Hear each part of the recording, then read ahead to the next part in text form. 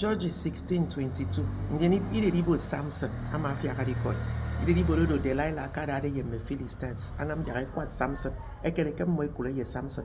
Kem moy temeru so ngosemu. Idem kem moy bengidem di wurenye.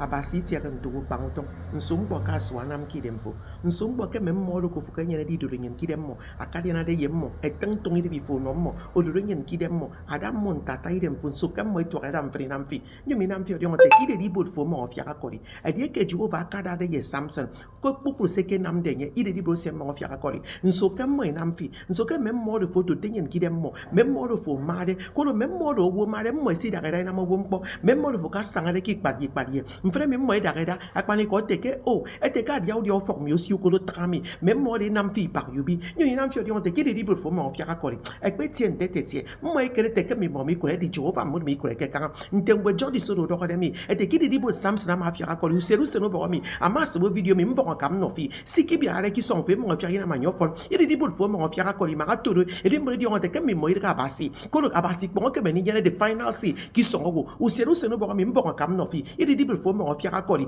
u ko fo mi on fia da u fo do fo nkori fo nsere fo ndo fo bo wana fo ministry fo e free se mo ke kere te ki mo mi bia ko lo mo mi de ga Jehovah ka pa ni ko useru se no bo bi so video mi do e mo fia ka wo dem ko ibo iri di bo fo o mo fia akori wet ki da video mi iri di bo mi o mo fia akori mbo comment, like and share, subscribe to my channel. Abasi Odion, give me a follow. God bless you. Amen.